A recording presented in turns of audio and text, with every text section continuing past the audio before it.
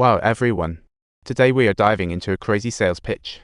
Walter decides to step in and see what these salespeople are really selling. He figured that if those two wealthy guys weren't spending their cash, they might as well be playing with waste paper, so why not spend a little cash and hear some sweet talk?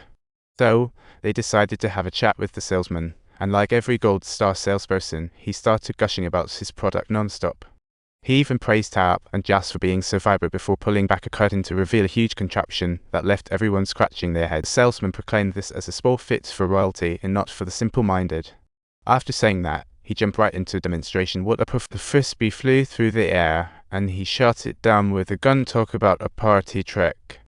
Behind him, a relative chuckled and said that the eyeglasses guy's wife was starting to worry about her kids. So, he whisked away the kids from this crazy scene, and Walter took on the role of the heavy lifter in the days that followed. He launched frisbees for two thrill-seeking elders. Now both he and they have toys. Country life's not so hard. That night, he took out the mysterious photo again, then a door noise. Hap was sleepwalking. He wanted to wake Hap but was stopped by Jas, who warned Walter waking Hap would be disastrous. He nearly escaped harm last time. Jas took Walter away to let Hap have his few minutes of peace, and that night, Walter's confusion was finally laid to rest. He told Walter that Hap's body might age, but his spirit would always be young. What a wise old chap. Speaking of Hap's energy, 20 years ago, it surpassed 20 years combined. He always searched by the lake for Jasmine.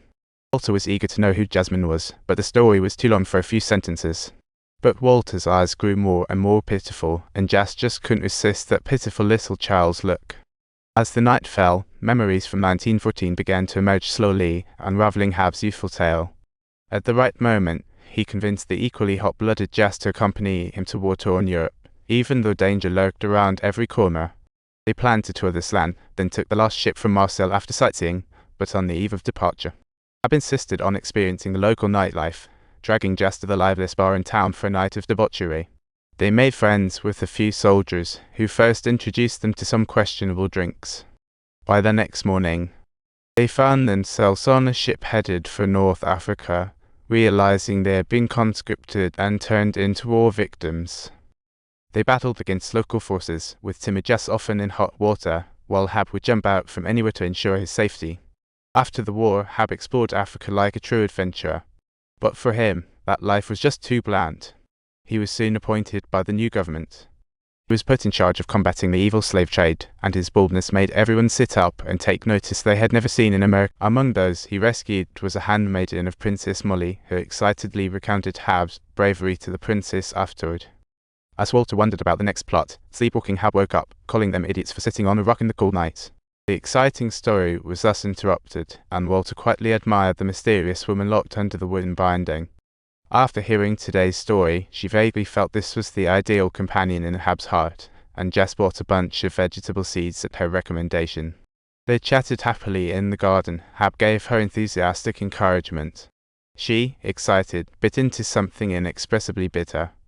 Her arrival brought unique joy to her two reclusive uncles, unaware her inner turmoil was fading. She was eagerly awaiting a letter from her mother, and that anticipation grew frantic until, at last, she received a letter from her mom.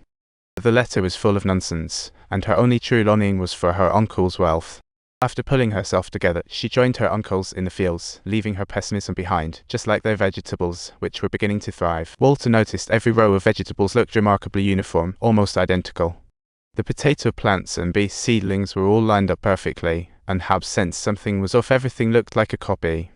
This was their first encounter with a shady salesman, having ended up with a bad batch of corn seeds in fancy packaging. In the distance, a car horn blew. It was the arrival of the second-hand lion the uncles had ordered. Once he got their agreement, Walter scored the coolest pot. He named the lion Morning, and as soon as Hab heard it, he dashed into the house, leaving Walter and Jas exchanging bewildered looks. To better take care of his second-hand lion, Hab ran to the market to buy food, but as he was hauling stuff, he collapsed. After being rushed to the hospital, an old lady warned Walter to be wary of his two uncles. She hinted they might be hitmen for gangsters who had robbed Big Black, and Walter's suspicion began to brew. His mother had also mentioned that the uncles resurfaced after 40 years of absence, rolling into wealth. Everything was feeling suspicious. With Jas' efforts to remember, he recalled Hab riding by the Mediterranean when suddenly another horse appeared. figure in black contrasted sharply with Hab in his white robe, as if they were playing some sort of twisted game. Hab was hailed as the best rider of North Africa, and to prove it, he treated this race as a competition, determined to leave the figure in black trailing behind. They engaged in an incredible chase, with the figure in black caught on his heels, making it impossible to tell who was winning. They kept racing until the horses collided, sending both of them tumbling into the sea. Hab was all set for action, but upon recognizing the figure in black, it turned out to be Princess Jasmine. Wow, she was mesmerizing, like a real-life fairy tale beauty. When their eyes met for the first time, sparks flew. This was no ordinary encounter. The blooming romance came with a catch. Jasmine was already engaged to a powerful chief from a neighboring nation. When Hab learned about all of this, he flew into a rage and threatened Jasmine's father to send her to his kingdom, where she would be confined in the harem. It was truly outrageous. But Jasmine wouldn't allow herself to betray Hab, so she pulled out the dagger and decided to end her own life. What a twist.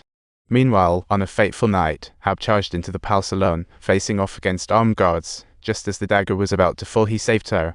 And after that, they lived happily ever after. The key point is, don't forget to subscribe.